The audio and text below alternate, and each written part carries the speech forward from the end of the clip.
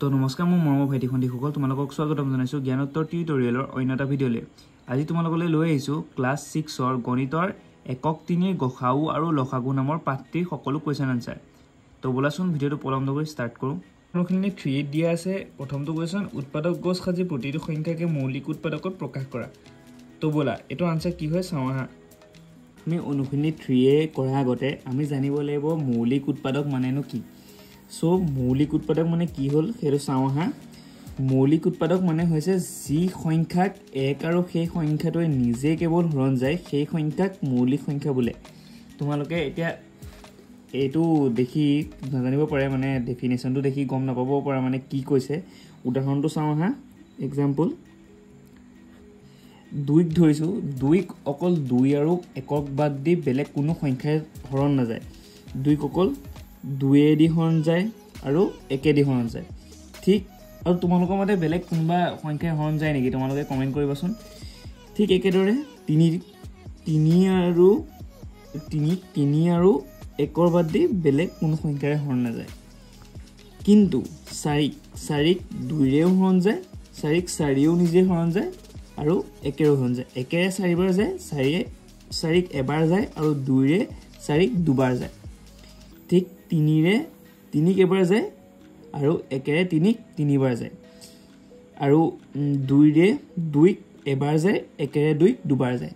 সেই তেনেকৈ এইটো মৌলিক সংখ্যা নহয়, উৎপাদক মৌলিক উৎপাদক নহয় আৰু এইটো মৌলিক উৎপাদক হয়, এইটো মৌলিক উৎপাদক হয়। তো গম পালা মৌলিক উৎপাদক মানে কি। একে ধৰণৰ মৌলিক উৎপাদকৰ উদাহৰণ হৈছে 2 3 5 7 11 13 17 19 এনেকৈ গৈ থাকিব। তোমালোকৰ মাজৰে কোনোবা এজনে ক'ব পাৰা যে দাদা 9টো কেলে মৌলিক উৎপাদক নহয়, কাৰণ 9টো 3 9 আৰু 1ৰে হৰণ যায়। ইয়াত মৌলিক উৎপাদক মানে কি কৈছে যে 1 আৰু সেই সংখ্যাটো অকল নিজেই হৰণ যাব লাগিব। এইকেইটা সংখ্যাত অকল 1 আৰু সেই সংখ্যাটো নিজে হৰণ যায়, বাকীকেইটাত হৰণ নাযায়। কাৰণ 9টো 3 আৰু 9 আৰু 1ৰেও হৰণ যায়, 1 9টো যায়েই, 3ও হৰণ যায়। সেইটো কাৰণে 9টো এটা মৌলিক উৎপাদক নহয়। আমাৰ 3 দিয়া আছে উৎপাদক গছ সাজি প্ৰতিটো সংখ্যাকে মৌলিক উৎপাদকত প্ৰকাশ কৰা। মানে কি কৈছে যে যিজোপা গছ সাজিম সেইজোপা গছৰ লাষ্টৰ সংখ্যাকেইটা হয় 2 নহয় 3 নহয় 5 নহয় 7 নহয় 11 নহয় 13 নহয় 17 নহয় 19 তেনেকুৱা ধৰণৰ সংখ্যা থাকিব লাগিব। লাষ্টৰ সংখ্যাকেইটা তেনেকুৱা ধৰণৰ হ'ব লাগিব। আৰু তোমালোকৰ মৌলিক সংখ্যাক আৰু এটা নাম দি জনা যায়, সেইটো তোমালোকক লাষ্টত লিখি থোৱা হৈছে প্ৰাইম নাম্বাৰ। প্ৰাইম নাম্বাৰ বুলি জনা যায় মৌলিক সংখ্যাক। আৰু সেই প্ৰাইম নাম্বাৰ টেবুলখনত যিখন চাৰ্ট আছে 1ৰ পৰা 100ৰ ভিতৰত যিমানকেইটা প্ৰাইম নাম্বাৰ আছে বা মৌলিক সংখ্যা আছে সেই টেবুলখন তোমালোকক মই স্ক্ৰীনত দি দিম। সেই চাৰ্টখন চাই পেলাই তোমালোকে গম পাবা মানে 1ৰ পৰা 100ৰ ভিতৰত কিমানকেইটা মৌলিক সংখ্যা আছে আৰু সেইকেইটাৰ ভিতৰতে আহিব মৌলিক সংখ্যা, বেলেগ একো নাহে, বেলেগ একো নিদিয়ে। সেই 1ৰ পৰা 100ৰ ভিতৰত যিকেইটা মৌলিক সংখ্যা আছে সেইকেইটা ইম্পৰ্টেণ্ট হয় আৰু সেইকেইটা লগ হৈ পেলাই এই গোটেই অনুখিনিটো সেইকেইটা হৈ পেলাই লগ হৈ পেলাই মানে মৌলিক সংখ্যাৰ যিকেইটা অংক আছে সেইকেইটা হৈ যাব। তো পলম নকৰি অনুখিনি 3ৰ প্ৰথম কুৱেশ্যনটো কৰোঁচোন আহা। কুৱেশ্যনটো দিয়া আছে উৎপাদক গছ সাজি প্ৰতিটো সংখ্যাকে মৌলিক উৎপাদকত প্ৰকাশ কৰা। এইটো পঢ়িলোঁ আমি অলৰেডি। নাম্বাৰটো দিয়া আছে 180। 180ক কেনেকৈ আমি মৌলিক উৎপাদকত ভাগ কৰি গছত সাজিব পাৰোঁ সেইটো চাওঁচোন আহা। প্ৰথমতে 180টো লিখি ল'লা আৰু সেইটোক চাৰ্কুল কৰি দিলা। তাৰপিছত দুটা এনেকুৱা এটা চাৰ্কুল টানা যিটা চাৰ্কুলৰ ভিতৰত এই দুটা চাৰ্কুল ইয়াত এটা নাম্বাৰ লিখিব লাগিব, ইয়াত এটা নাম্বাৰ লিখিব লাগিব। যি দুটা নাম্বাৰ লিখিম ইয়াত যিটো নাম্বাৰ লিখিম আৰু ইয়াত যিটো নাম্বাৰ লিখিম সেই দুটা নাম্বাৰ ইনটু কৰিলে 180 পোৱা হয়। তো কি হ'ব সেইটো ইয়াত যদি আমি 2 লিখোঁ 1টোক বাদ দি পেলাই লিখিলে, কাৰণ 1 যদি ইয়াত লিখোঁ তেতিয়া ইয়াত 180 লিখিব লাগিব। তো 1 আৰু 180ক বাদ দি আমি বেলেগ ধৰণে কেনেকৈ লিখিব পাৰোঁ। 2ক দিলে 2ৰ লগত কি ইনটু কৰিলে আমি ইয়াত 180 পাম। তো 2ৰ লগত 90 ইনটু কৰিলে আমি কি পাম 180 পাম। তো 2টো আমাৰ 2টো এনেকৈ লিখিব পাৰোঁ। 2টো আকৌ ভাগ কৰিলে 2 যিটো আছে তাক যদি আকৌ চাৰ্কুল কৰোঁ দুটা যদি সার্কেল করো ইয়াটা সার্কেল এটা 2 আমি কেনেকে পাম 2 into 1 2 আমি 2 into 1 কৰিলে পাম তো 90 আমি কেনেকে পাম 90 আমি কৰিবলৈ হলে ইয়াত এটা সার্কেল দিলো আকৌ ইয়াত এটা সার্কেল দিলো ইয়াত আমি 2 যদি ইয়াত পাতো তেতিয়ালে ইয়াত আমি 45 পাতিব লাগিব তো 2 into 45 equal to 90 আমি এনেকে পাম আকৌ এই 2 টো আমি কেনেকে লিখিম দুটা সার্কেল কৰিম ইয়াটা সার্কেল 2 into 1 আমি এনেকে পালো আকৌ এইটো 2 আমি যদি ভাগ কৰো এটো 2 এটো 2 1 তো 45 ক আমি কেনেকে লিখিম এনেকে দুটা টানিবা ইয়াত এটা দিবা ইয়াতটা দিবা তো ইয়াত দিলে আমি ইয়াত যদি 2 এটা দি আমি 3 দিলো 3 লগত আমি কিমান ইনটু কৰিলে 45 পাম হেৰ লিখিব লাগিব 3 লগত 15 ইনটু কৰিলে আমি 45 পাম ইয়াত আমি লিখিম 15 লিখিম ঠিক তেনেদৰে 3 টো পাবলৈ কি কৰিব লাগিব ইয়াত কিমান হ'ব 3 আৰু ইয়াত কিমান হ'ব 1 আৰু 15 আমি কেনেকে পাম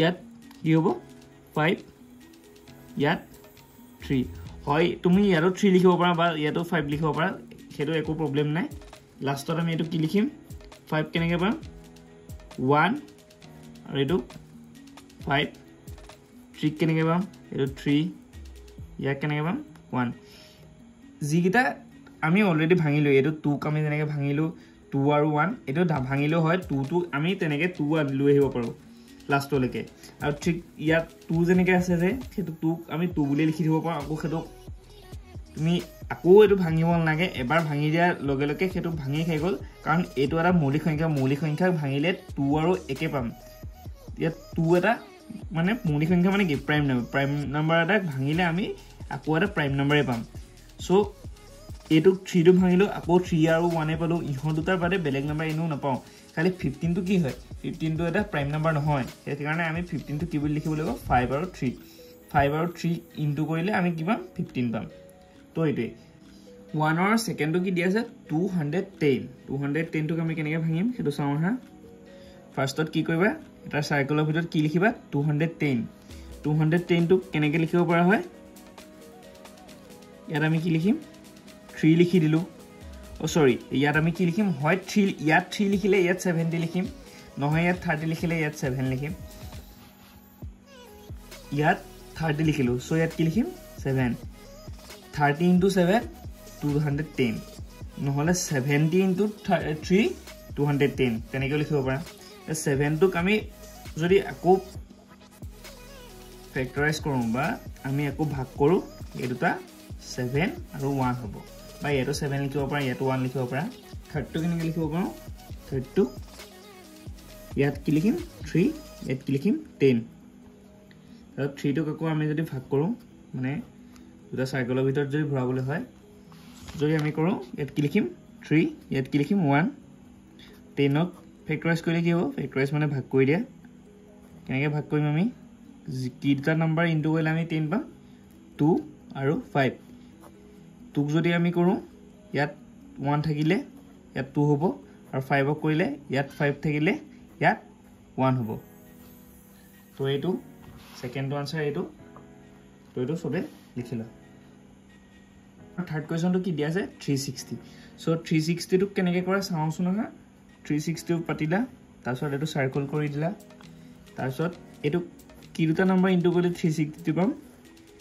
2 আৰু 180 ইনটু কৰিলে আমি 360 পাম তো 2 টো আমি ফেক্টৰাইজ কৰিলে মানে ভাগ কৰিলে কিটা নাম্বাৰ ইনটু কৰিলে 2 পাম 2 আৰু 1 180 পাবলৈ কি কৰিব লাগিব 2 লগত 2 লগত ইনটু কৰিলে 90 ইনটু কৰিলে 180 পাম আকৌ 2 টো মলকে লিখিলা 2 into 1 আৰু 90 টো কি লিখিবা 2 into 45 এটো 180 টো আগৰ ফাৰ্স্ট কোৱেশ্চন টো কৰিছিলা এনেকৈ লিখিলে হল আকৌ 2 কৰিলা 2 আৰু 1 আৰু 45 টো কেনেকৈ লিখিবা 3 into 15 3 ভাগ কৰিলা তোমালোকে 3 আৰু 1 হল 15 কৰিলা এফালে 3 আহিলে এফালে 5 আহিলে সো এটা ভাগ খাই গল এটো ইয়াৰ আনসাৰ এইটো নোট কৰি লওঁ 1 ৰ লাষ্ট কুৱেশ্যনটো কি দিয়া আছে 1089 তো এইটো কেনেকৈ লিখিম ফাৰ্ষ্টত কি কৰিম 1089 আৰু সাৰ্কুল কৰি দিলোঁ তাৰপিছত ইয়াৰ আগত কোন দুটা নম্বৰ ইনটু কৰি 1089 পাম আমি কি কৰিলোঁ 2 লগত কি ইনটু কৰিলে আমি 1089 পাম তাৰপিছত যদি 2 এ নাযায় 3 দিছে বা মই 3 দি দেখুৱাই দিলোঁ 2 এ কাৰণ নাযায় ইয়াক ডিভাইড সেইকাৰণে কৰি দিছোঁ তোমালোকক তথাপি তোমালোকৰ যদি বিশ্বাস নাই কৰি চাবা এবাৰ 3 এ দিলে ইয়াক 363 হ'ব ঠিক আছে 3 টোক ভাগ কৰিলে আমি কি কৰিম 3 আৰু 1 হ'ব 3 আৰু 1 ইনটু কৰিলে 3 পাম 363 আকৌ 3 এ ডিভাইড কৰি চাম 3 এ ডিভাইড কৰিলে 121 হ'ব তাৰপিছত 121ক আৰু 3 টোকটো ভাঙি লম 3 টোক 3 আৰু 1 হ'ব 121ক কি দুটা নম্বৰ ইনটু কৰিলে 121 পাম তো তোমালোকে এতিয়ালৈকে পোৱা নাই চাগে 11 মানে 11 ইনটু 11 121 হয় সেইকাৰণে এইটো 11 ইনটু 11 হ'ব এইটো তোমালোকৰ আনসাৰ নোট কৰি লোৱা তো ইয়াৰ লগতে 3a এৰ কুৱেশ্যন নম্বৰ 1 টো গোটেইটো কমপ্লিট হৈ গ'ল তো ফাৰ্ষ্ট ভিডিঅ'ত এইটো আনিছোঁ ছেকেণ্ড ভিডিঅ'ত 2 আৰু 3 টো আহিব তো যদি ফাৰ্ষ্ট ভিডিঅ'টো ভাল লাগে তেন্তে লাইক কৰি দিবা কমেণ্ট কৰি দিবা আৰু শ্বেয়াৰ কৰি দিবা আৰু কি ভিডিঅ'টোৰ পৰা যদি কিবা এটা শিকিবলৈ পাইছা ছাবস্ক্ৰাইব কৰিবলৈ নাপাহৰিবা ধন্যবাদ